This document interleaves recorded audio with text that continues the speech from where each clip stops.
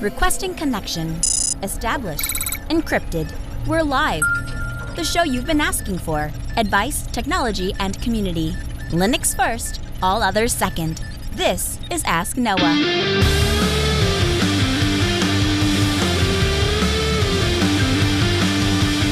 Live from Multispeed Technologies, the Ask Noah show starts right now. This is the show where we came to do all the things on Linux they said couldn't be done and take your questions on how to do the same. The phone lines are open this hour to be a part of the program. It is a free call, 1-855-450-NOAH. That's 1-855-450-6624, or send an email to live@asknoahshow.com. My name is Noah Chalaya. I am your host, delighted to be here with you as another episode of the Ask Noah show kicks off this hour. With me, my co-host, Mr. Steve Ovens. Welcome in, sir. Good evening, Noah. I greet you from a very cold South Dakota tonight. So it was snowy, it was windy there as well, and we did that for like a week, and then we went from windy blowing snow where I literally blew my driveway out probably 4 times to like now we're like, I think the low tonight is going to be 40 below zero here. Yeah, we haven't hit quite that low, but I was out with my dog, who, by the way, loves it. He's up to his chest. Yeah, he's up to his chest in the snow out there. So we've got at least up to past my shin as a regular like snow in my backyard. He's out there romping around, and I can feel my nose starting to like the nose hair starting to freeze. Right, like. Oh, what it takes to really battle humanity, or well, humans to battle nature. Really, in this part of the country, is what it amounts to, Steve. It's my wife was saying that we're expected to drop down to -40 this week as well. Well, it'll be warmer on Mars than it will be on. We'll carry on. Hey, let's get into some feedback. Our first email comes in from Griffin. Griffin writes in and says, "Hi, Noah and Steve. Thanks again for taking the time to put out a great show. It's the highlight of my Tuesday. A caller last week had some questions about backing up and processing email. Backing up email from a server is a common issue. I had a situation last year where a friend had exceeded the available space for their Gmail account and needed to free up some space. As I recall, he had something like 50,000 emails that had to be processed.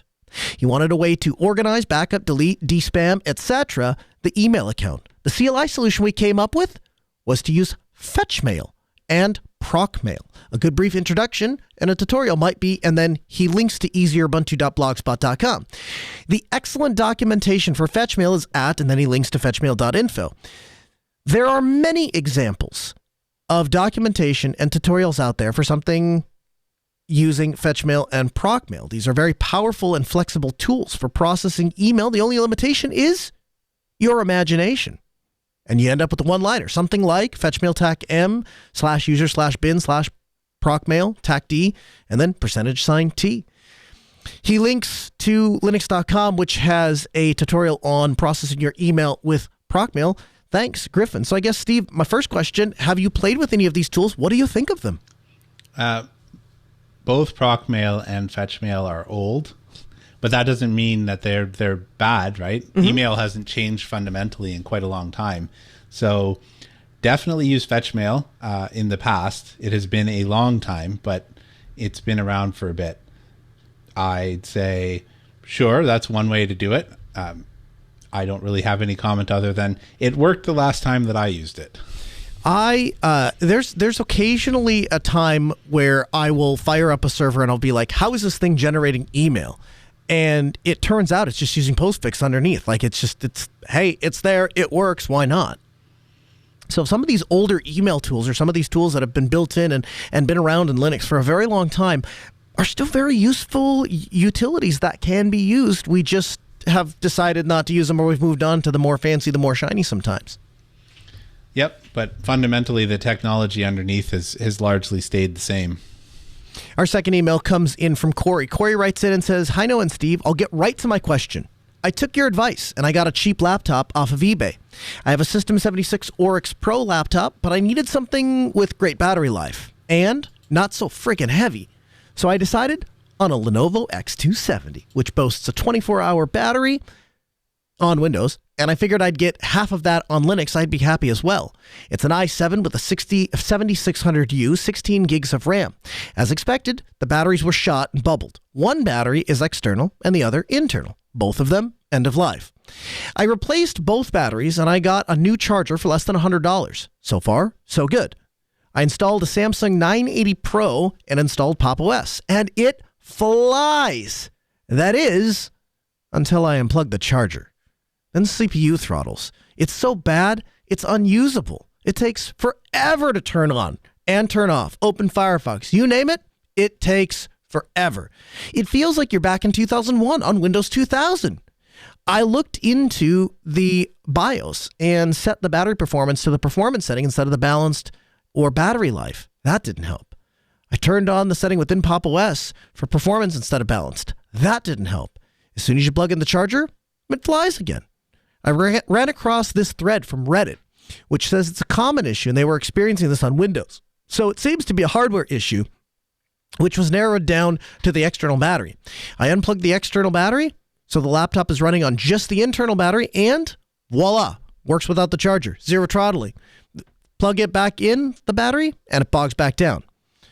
Also, you always say on your show that Lenovo has a setting in the BIOS which presets a lot of things to Linux, but I'm not finding this. Any idea? Different battery? OEM-only battery? Thanks, Corey.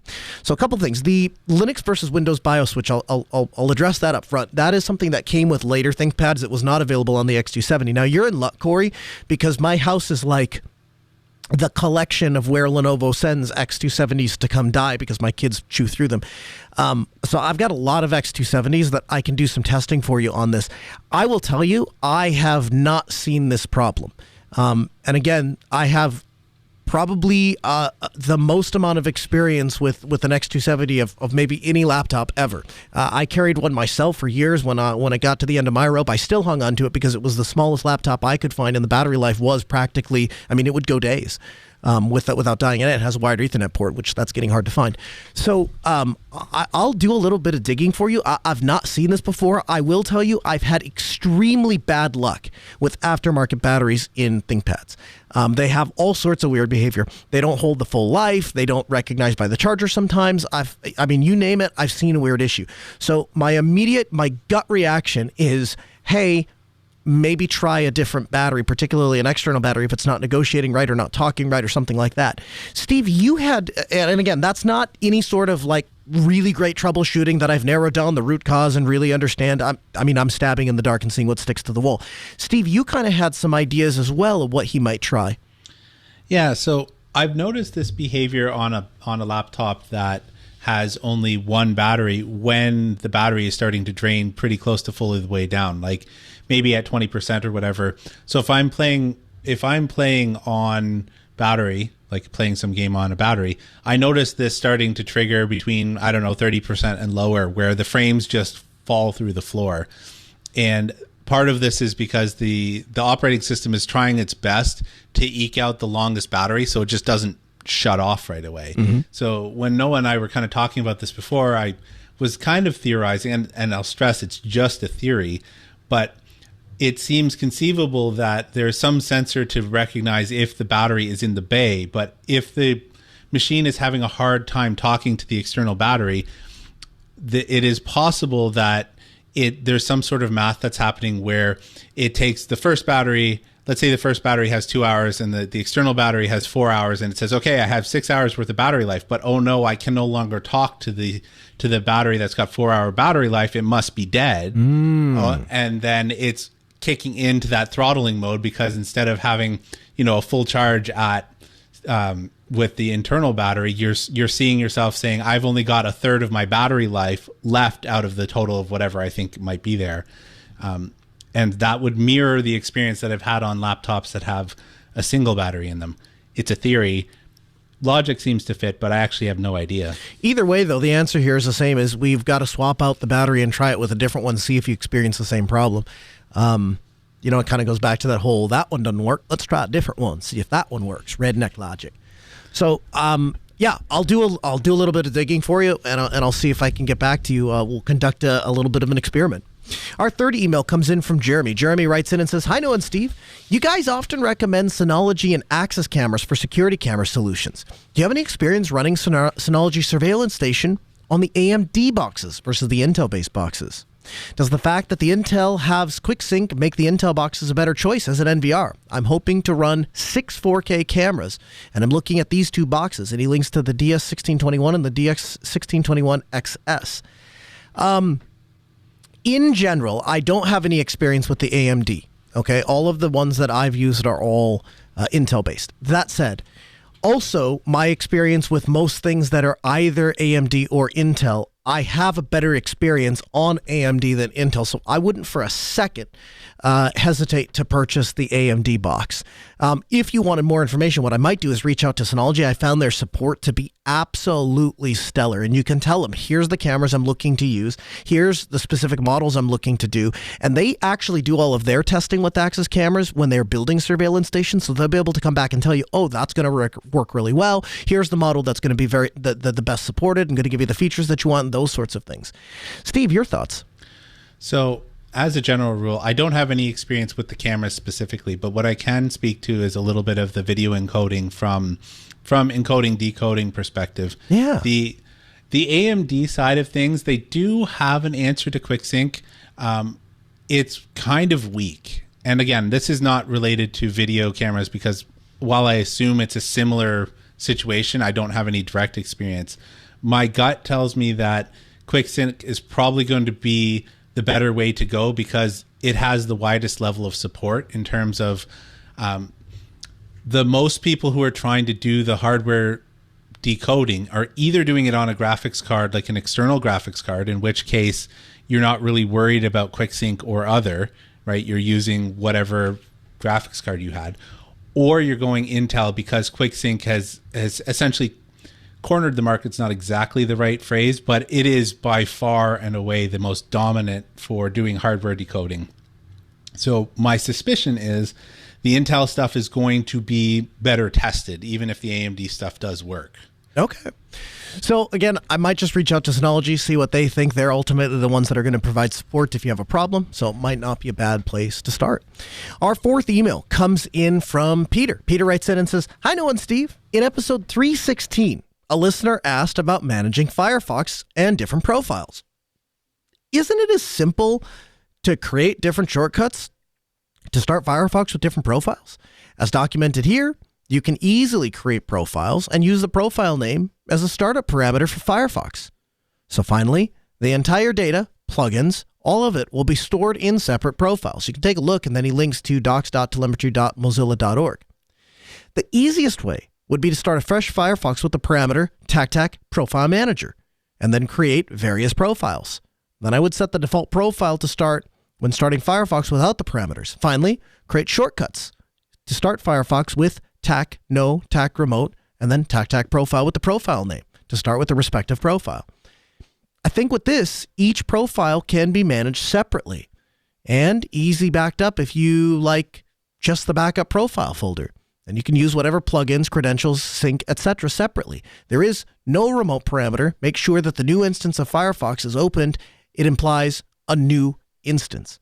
I hope my thoughts are true since I was not able to test it, but it sounds logical to me.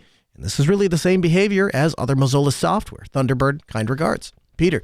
So indeed, I've never applied it in this particular way, but something that happens all the freaking time, like, I mean, multiple times a week, is you'll get a client and they'll say, I just bought a new computer and I want to move my thing over there and I need all my bookmarks and my passwords and all my stuff. And how do I get all that? Okay, well, just back up your profile. We just move it over here and you fire it back up. Oh, that's great. All the stuff right where I expect it. Good. And we're able to do that. And so it stands to reason that if you can do that, and I do something similar with Element where I launch different profiles so that I can log into different accounts. It stands to reason you could do that with Firefox. While it would technically work, and certainly if you wanted to manage your client load that way, that's fine. It seems like an awful lot of work to set up, Steve. I wouldn't do it. You might be able to manage it for, say, 2 or 3. But once you get 4, 5, 6, 7, first of all, you've got a lot of links that you would be generating. You almost need to write a script with a parameter to just load the right profile.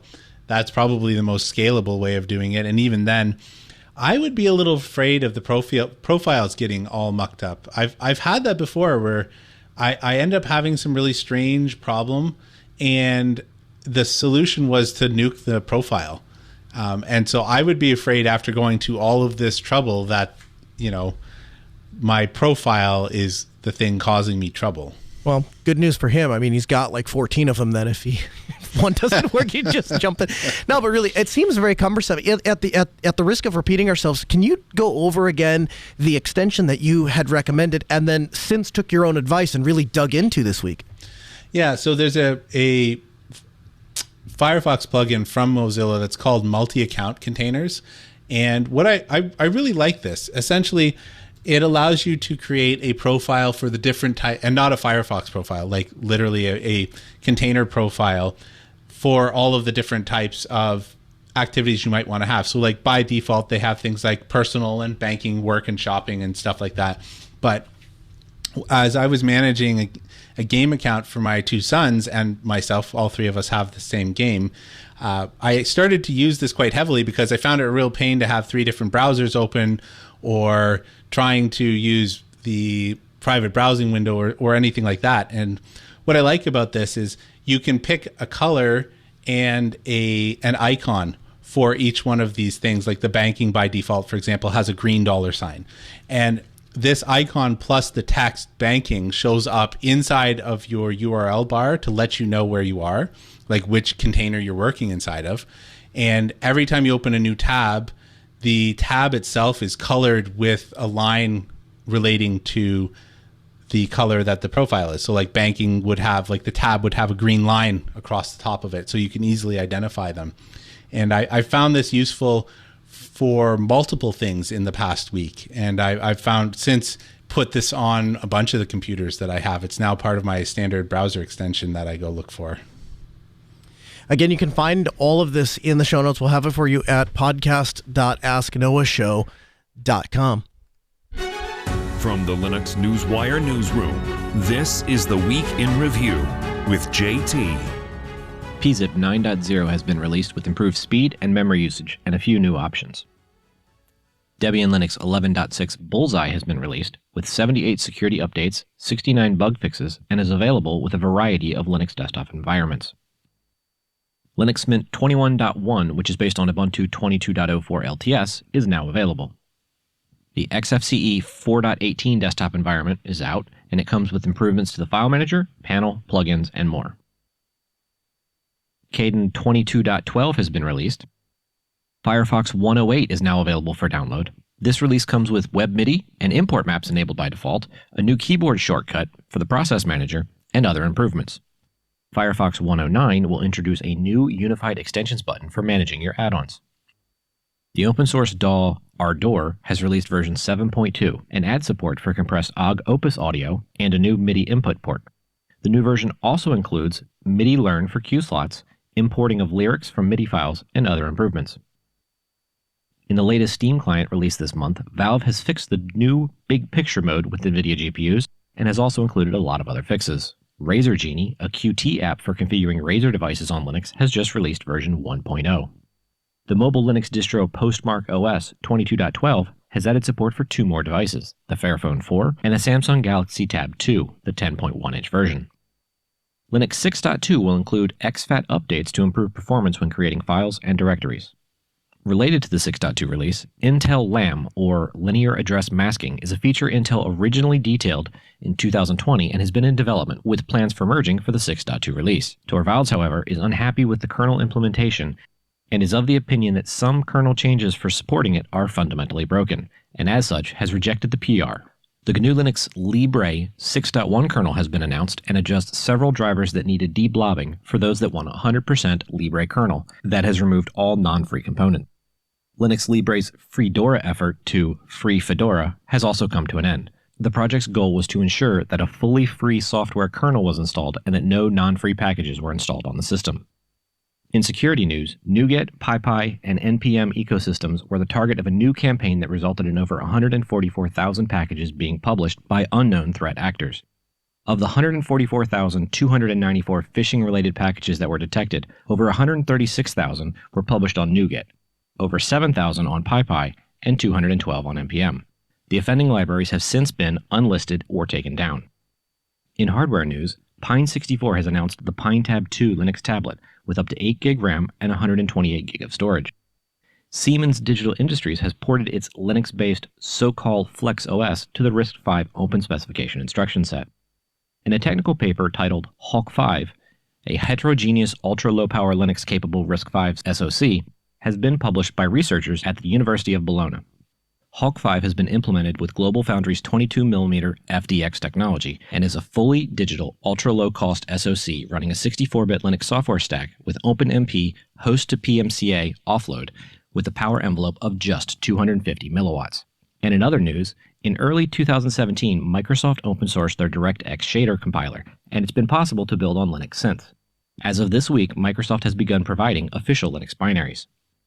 Microsoft Research has announced that it will discontinue development of Soundscape, a navigational app for visually impaired people.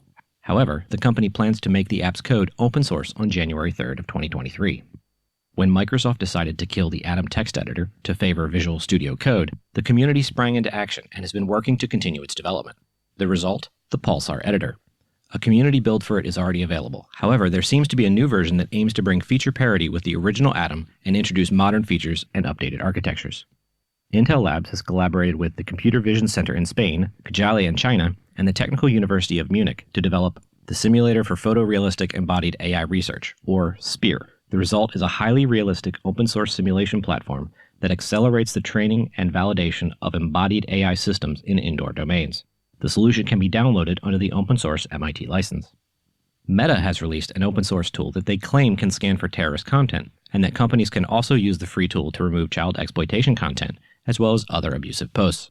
At the same time, however, more than a year after Meta asked the Oversight Board to weigh in on its cross-check rules, the group has finally published its findings.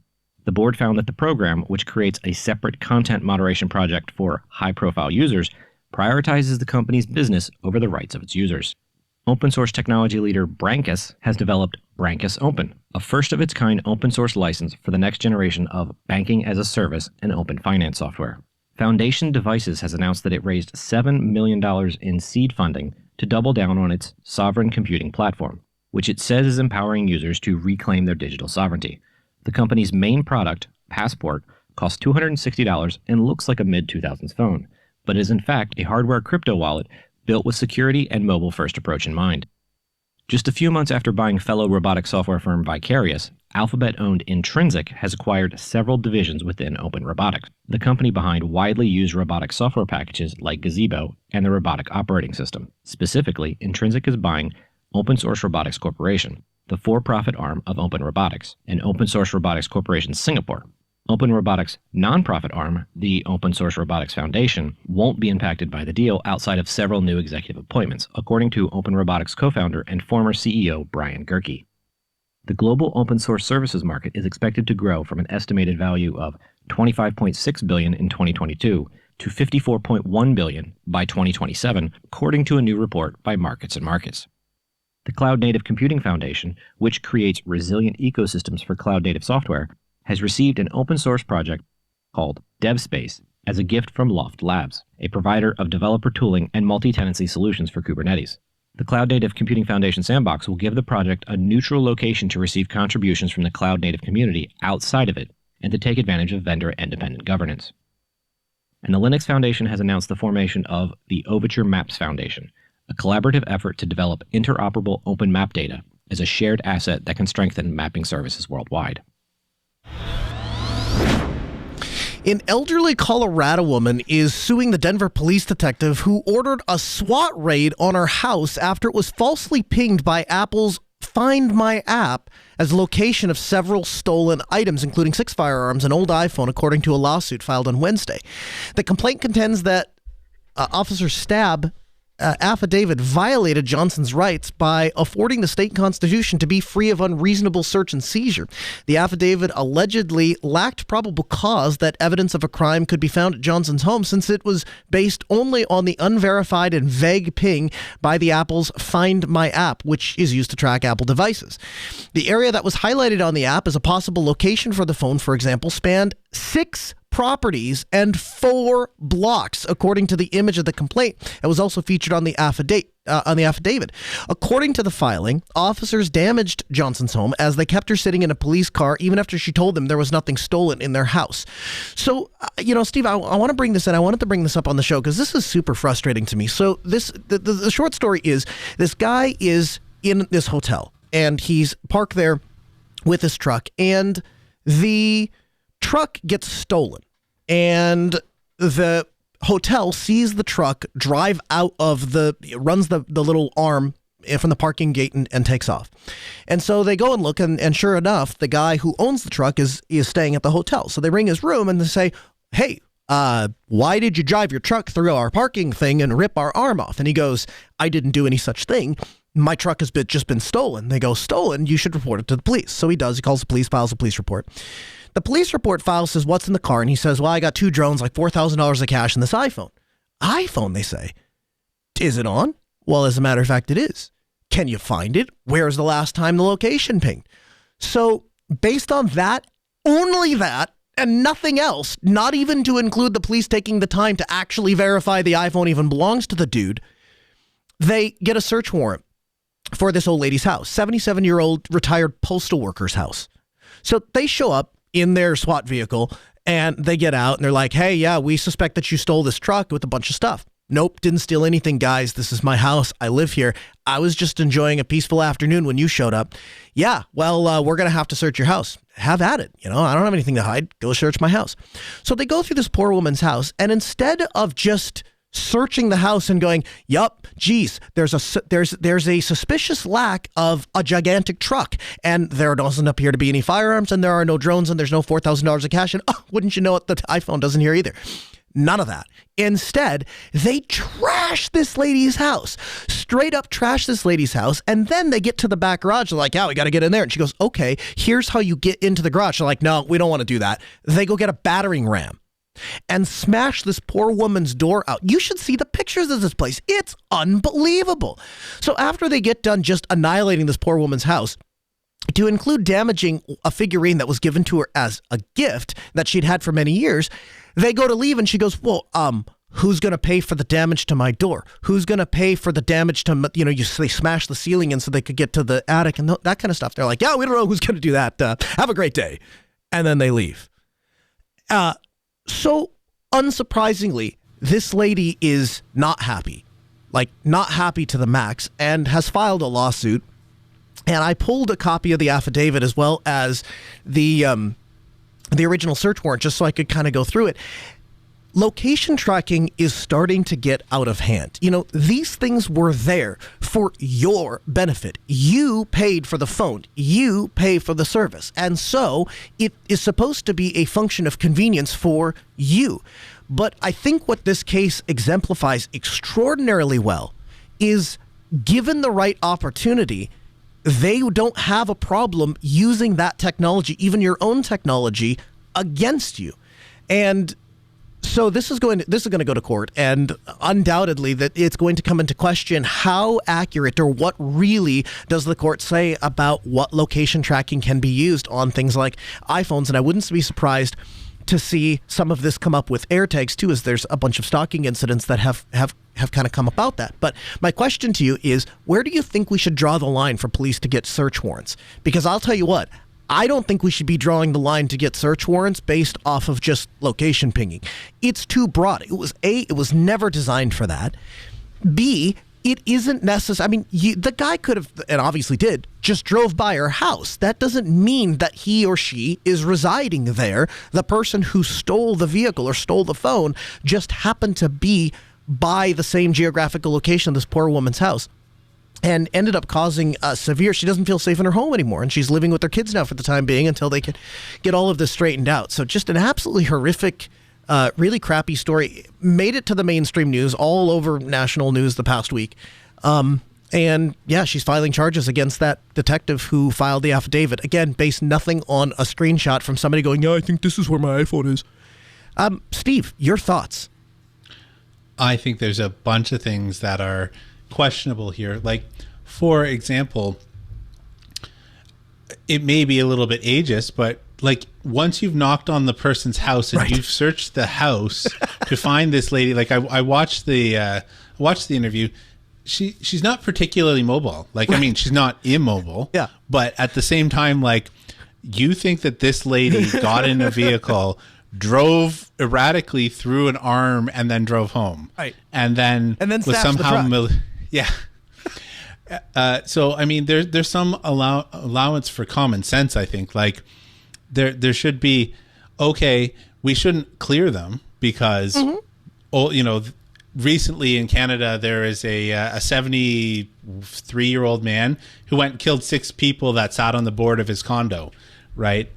So the stuff happens, and you can't just clear people. But at the same time, like, if they're cooperating, it's likely that you don't have to go smash things. Right.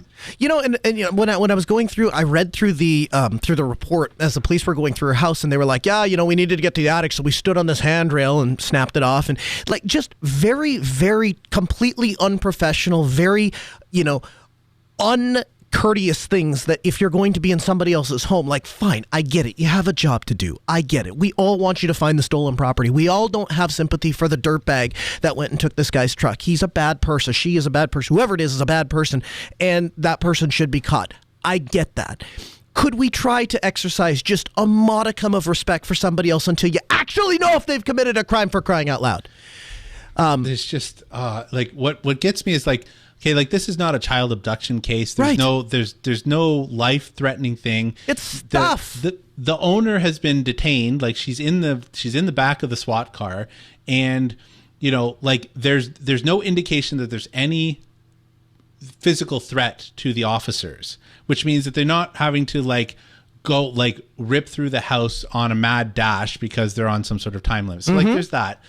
On top of the fact that it is completely possible that a person driving down the road discovers that there's a phone in the vehicle they just stole and chucks it out the window. Exactly. Or hands it to some homeless person and goes, here's a phone. And then that person goes and walks past this lady's house. Or I don't know, any number of possibilities that don't include a 77-year-old woman stealing a truck, somehow vanishing the truck and getting back into her home.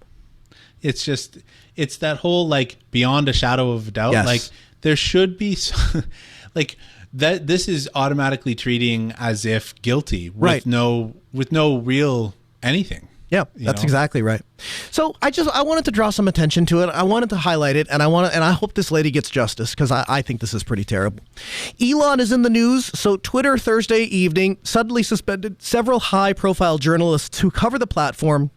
And Elon Musk is one of the richest people in the world. Now, one of the things that they were doing was they were using this account called ElonJet, which takes publicly available information and then retweets the exact location of Elon's jet. He described it as, and I'm using his words here, basically assassination coordinates, and said, you're not going to dox me. You can disagree with me. You can disagree with my actions. You can disagree with the way that I'm going forward with this platform, but you cannot take my personal information and put it onto the internet because, oh, by the way, I have a family and their safety becomes at stake when you do that. And the response has been from the community has been, well, I thought Elon was for free speech. I thought this was a platform that you could say anything you want. Now he doesn't like free speech because it's the thing that's after him. And it's like, there's a difference between I want to express my opinion and you don't get to put my personal information on the internet. I feel like we can have that line. Can't we have that line? I mean, even the most ardent free speech people would agree with the rules that say like you can't just walk into a crowded room and say fire. Right. Like that has been a thing for a very long time. And I don't think it's any real difference. Like that's not free speech. You're not expressing an opinion. That's what I don't understand. Like, maybe this is my own personal interpretation of what free speech is meant for, but it's meant to express some sort of opinion. So, like, here's the coordinates from the plane. Okay, why? If you just want to prove that Elon is flying all over the place and he's terrible with carbon and stuff like that, you could just be like, total he miles. Flew to this city. Yeah. Like, city's a big place. Yeah. Like if it's probably has a spot for a private plane, it's probably big enough that it's not like you could be somewhat vague and still get your point across. Right. Yeah, so I don't know. I think he's kind of getting a rough rep. The only thing that I thought was of particular note and why it made its way into Ask Noah is, so Mastodon has been kind of a central figure in this whole fiasco, right? Because Mastodon is the platform that people are looking to and going, well, what else out there is there other than Twitter? And so people quickly arrive at Mastodon. Mastodon had an account on Twitter, and so far as I understand it, didn't actually tweet any sort of personal information. They just simply tweeted a link to ElonJet on Mastodon, which then had the information available on Mastodon, not on Twitter. And so to ban the Mastodon account, I thought, was maybe a little bit of a stretch. I mean, I get it. You don't want people leaving your platform or whatever. And I can kind of follow the logic that why should Elon Musk be paying and financially supporting a platform for people to kind of come after him. So I mean, I can see it either way, but overall I thought it was a bit kind of blown out of proportion. Although I am happy to see that Mastodon, I think 5 minutes ago people didn't know what the word Mastodon or ActivityPub was, and now it seems like that is a every other day thing in national news. We're talking about it. So I mean, thanks, Elon. I mean, we got that going for us. I mean, I don't know. I do not think that it's okay. Like, posting information as to where to get damaging material is still like that I still feels like a line to me. Like, yeah, he didn't.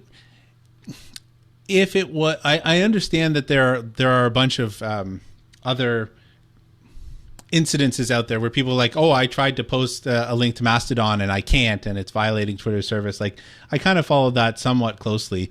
I understand those sorts of things, people being unhappy about that, but I don't believe that it's okay. Like, free speech is fine in terms of, like, again, you're not expressing an opinion. You are linking out to somebody to form a lynch mod. Like, you're not actually, like... Now, what's the point? Yeah. Yeah, like, I don't understand, like, what are you expressing here with by providing this information? Like, the whole point of free speech is to exchange ideas and debate things, and, you know, of course I'm talking in the ideal world. Right. But, like, what did you think was going to happen to a man that has been polarized? And this is not me being like, yay, Elon. I don't really care that much, to be honest. Yeah. But it's more like, if you took anybody like Nancy Pelosi or Donald Trump or whatever, who are polarizing, where one side or the other has really ardent supporters that find these people abhorrent, what do you think is going to happen if you're actually posting somewhat real-time information about where these people have been? You know what? 95% of the time, Steve, I bet nothing. Then 5% of the time, I bet something really, really bad. That's my guess. I don't know. It's just, I think that it was a jerk move by the Mastodon people. That, like, what exactly, like, you stuck your finger in the giant's eye and then you complain about it when they smacked you. Yeah. Like, what did you expect to happen? No. And really, he hit me because I did bad to them.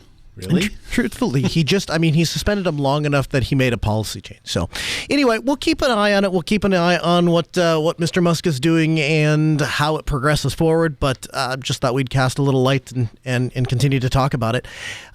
Pine64 has an update, so it's a long update. I'd invite you to go to pine64.org and get the entire news update for yourself. I will tell you that my takeaway is Pine Tab 2. That is my takeaway. That is my love. I have always wanted a Pine Tab. I have the Pine Book. I have the Pine Book Pro. I have the Pine Phone. I have the Pine Phone Pro. I've been an avid supporter of everything Pine. I think that you get a tremendous value for the cost. And the Pine Tab 2 is, I was hoping for a Pine Pro or a Pine Tab Pro, where it doesn't look like we're going to get that, but we are going to get a second iteration of the Pine Tab 2. It will feature a foldable keyboard that also acts as a protective case, has 2 Type-C ports on it. Of course, it can come apart so you can hack it and do all of the things. Looks like a really cool project and has shot to one of the top of my list of things that I want to take a look at. So continue to follow that. Again, I would invite you to get the entire news segment directly from pine64.org.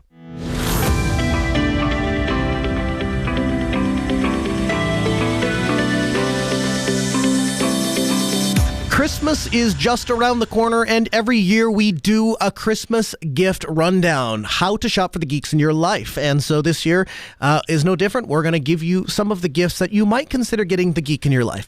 I want to start with number 10. Number 10 is the M5 stick. You can learn more at m5stack.com, rather shopped at m5stack.com. And the M5 stick is a fantastic little device. It's an ESP32 Pico D4 with Wi-Fi. It is an upgrade from the original M5 Stick C with a bigger screen, portable, easy-to-use, open-source IoT development board. This is a tiny device that will enable you to realize your ideas, enrich your creativity, speed up your IoT prototyping. I tell you what we're doing with them. We're using them in our church as a tally light. So we use an open-source program called Tally Arbiter. We tie the M5 stick and we just tell the screen, turn red when the camera shot is active, turn green when the camera shot is clear. And it's a very inexpensive way to take regular consumer-grade cameras and add the tally light notifications ability. So a very cool thing, just a couple of bucks, less than $20, and you could have one of these or get one of these, again, for the geek in your life. Steve, you ever heard of the M5? I suppose you would say no, but I play with the ESP32. Actually, I have heard of the M5. I wasn't sure whether it had Bluetooth, though, because that would be kind of an interesting thing, because the new thing that you can do is you can use the ESP32s as a Bluetooth relay. So okay. That can be very handy. I could see that being very useful for several things, but I couldn't find any information whether that's supported on the M5 or not.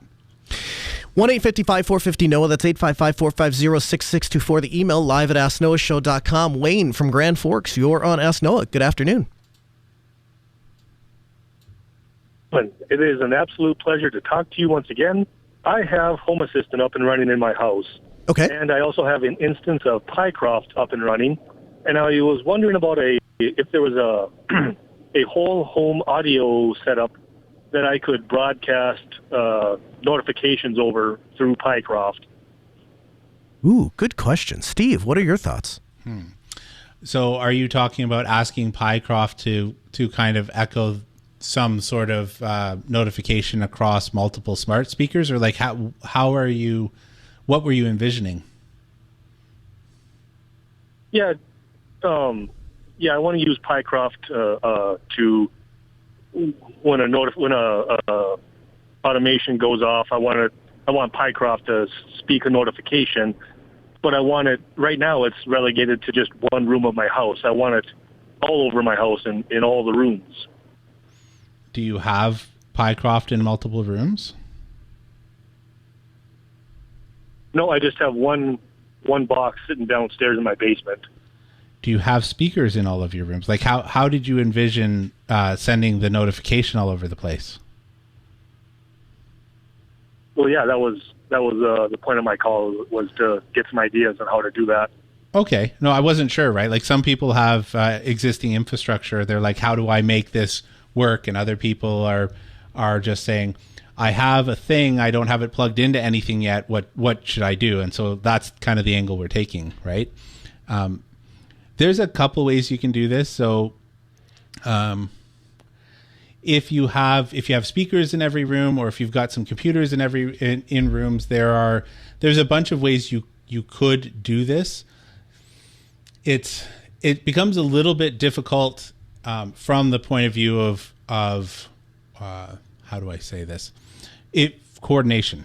So one of the things you could do is use something like Volumio that could send like pre-recorded notifications over over your various interfaces throughout the house, right? And what you would do is you would have Pycroft, basically, because it's a bunch of Python and it can do basically whatever you tell it to do. When Pycroft receives a notification from Home Assistant on the bus, however you're capturing that, it can then turn around and say, hey, Volumio, go play whatever the notification is. And then Volumio can help handle sending the audio across multiple rooms.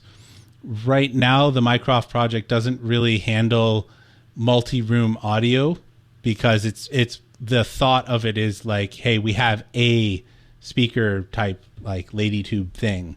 And so there isn't currently a thought of how do I coordinate across multiple rooms in the same house necessarily, because it's just not the focus where we're at. Noah, do you have some sort of thoughts on how you might handle that? So I do it with Volumio mostly because it supports different zoning. And so I can have like 4 Volumio controllers, each on a separate amp, each in a different part of the house. And then through Home Assistant, I can either tell them I want all of these Volumio boxes to run this particular playlist and it'll play in all of the rooms, or I can split them out and say only this one, only that one.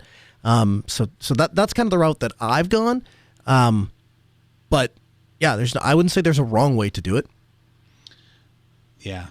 Lots of people don't use audio. They use a visual cue for this. So I know tons and tons of people who are using some sort of, so that you might use Pycroft to then say, go switch on a bunch of lights. So for example, the most common one is for garbage day, and people have basically recycled the same project to help them with garbage day. And essentially what it is like, if the day of the week comes and I haven't gone into the garage or wherever, however you're triggering that sensor, then turn this light red.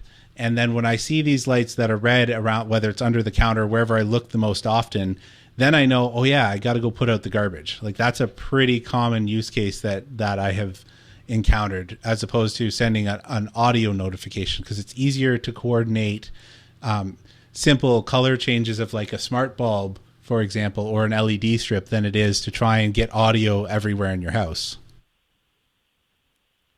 Does that make sense, Wade? Yeah.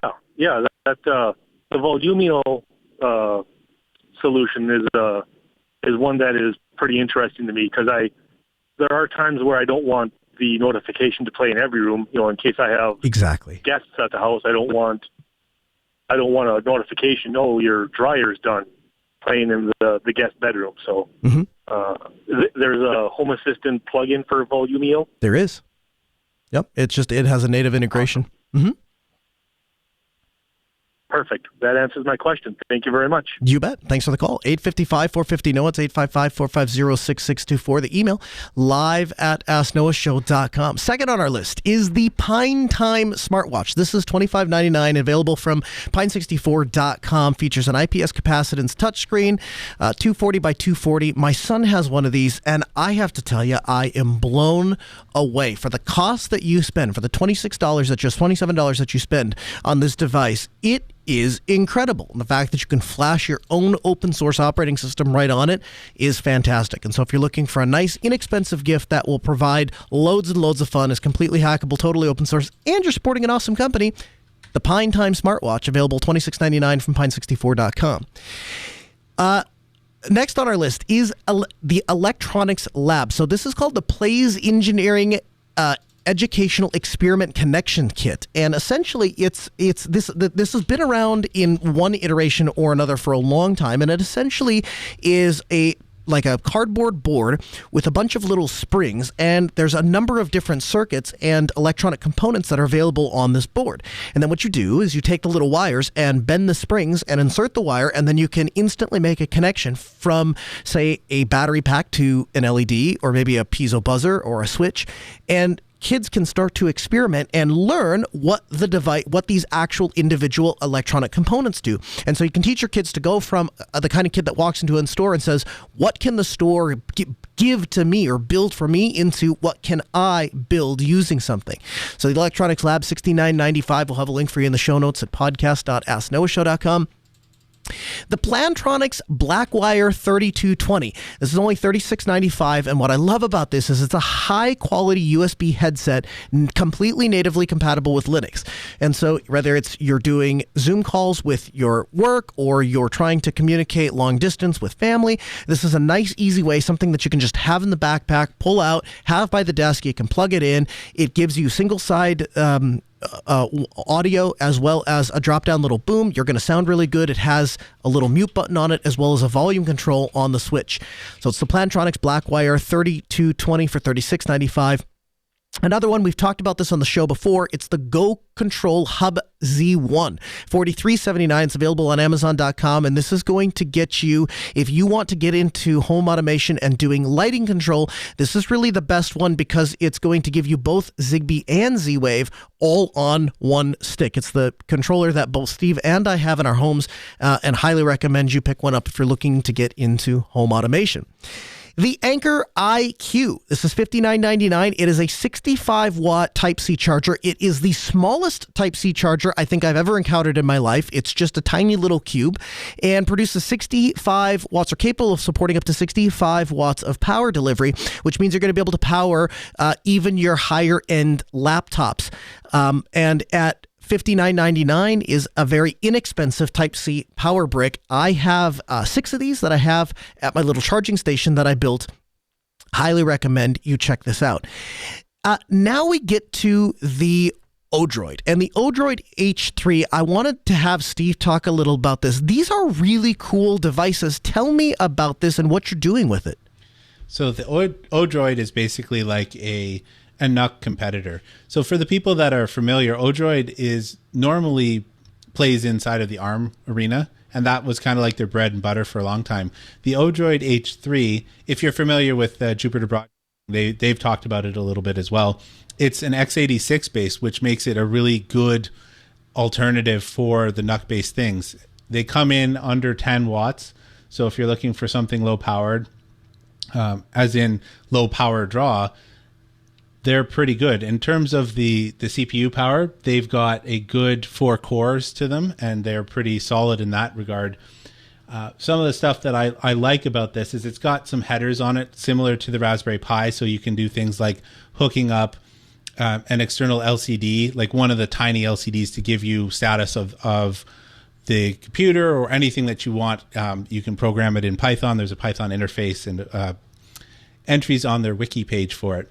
Ultimately, what I really like about this guy is that he's got 2.5 gig NICs. It can handle 2 SATA ports. So it's got 2 SATA ports on it. And on the bottom side, there's an NVMe slot. So you can have up to 3 drives just on this thing alone. And it can handle up to 64 gigs of RAM. So I found it to be a really neat little device. And I plan on getting several more of them because for the power and the wattage draw, they are kind of ideal for several tasks, such as doing video encoding with Plex or Jellyfin, because they handle QuickSync. So that negates the idea of needing an external graphics card to give you some oomph. And I know we're running low on time, but I just really love this little device. I've seen that the benchmarks show that it can handle up to 18 streams of 1080p off of Plex at a single time together before it starts to break a sweat. So it's a really capable little device for $129. You got to add the RAM and a hard drive of some sort.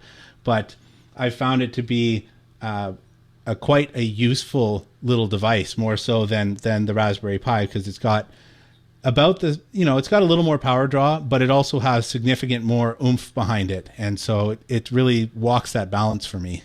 That's awesome. Our number 2 on the list is the Creality Ender 3, and specifically the Creality Ender 3S1. So this is a little bit higher of a price point, and so you need to have a little bit more of a budget at $479.99. But what I like about the Creality Ender in specific is it has a movable base plate, and so it will actually make some of those adjustments for you, whereas some of the lower end 3D printers will not. And finally, rounding out our list is the Steam Deck, and depending on which model you get, it'll range from $399 to $649. You can learn more at store.steampowered.com. What's nice is here you're going to allow somebody to have a Arch Linux box, something they can buy, get out of the store, plug it in, and just play games. Entirely powered by Linux. All of these things support the Linux and open source community, so we highly recommend you shop from a list like this. You'll have all of the links to all of these items at podcast.asknoahshow.com. We're back next Tuesday at 6 p.m. Central. AskNoahShow.com. Have a good week.